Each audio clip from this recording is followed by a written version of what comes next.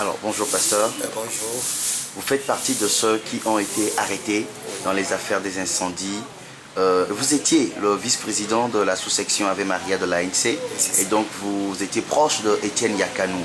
Dites-nous comment avez-vous connu Étienne Yakanou, qui il était et que pourriez-vous nous dire sur les moments de détention que vous avez passés à ses côtés? Je peux dire qu'Étienne Yakanou était un combattant de lutte. On était ensemble, on se retrouvait aux marches de la ANC. Depuis l'UFC même jusqu'à la ANC, on était toujours ensemble.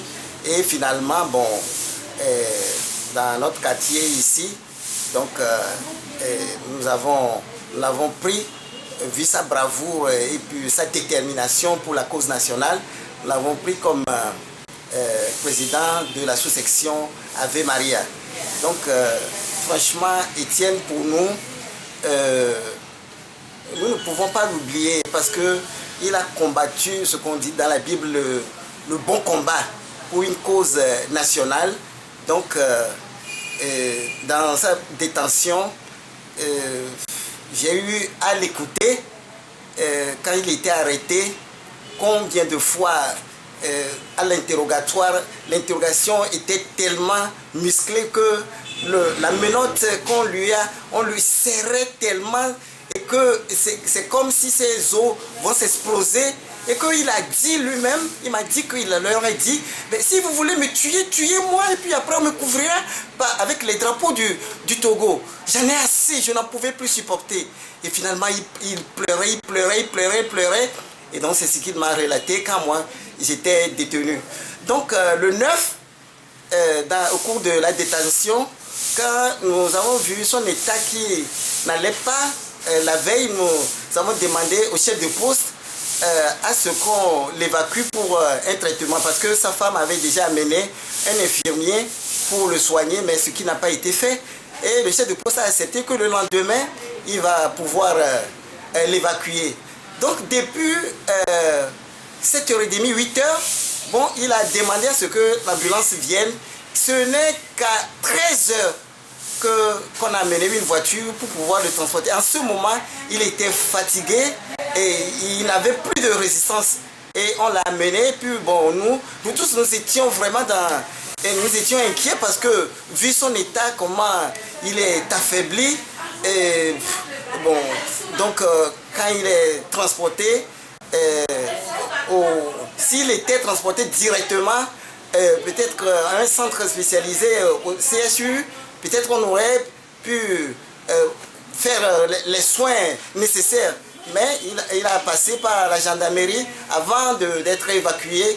Et ce qui fait que dans tous ces tracasseries, donc il a rendu l'âme le 10.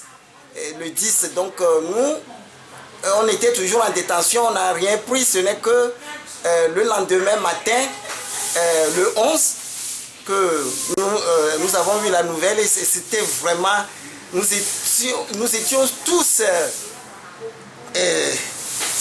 l'amertume, nous ne pouvons pas supporter parce que c'est un citoyen, un brave citoyen qui défendait vraiment une cause nationale pour un changement. Parce que Étienne veut voir le Togo changer. Franchement, il veut voir le Togo changer parce que nous avons constaté que notre indépendance était vraiment confisquée. Et donc nous sommes déterminés à aller jusqu'au bout afin que ce pays retrouve sa dignité. Mais malheureusement, lui aujourd'hui, nous l'avons perdu. Mais sa mort ne serait pas vaine.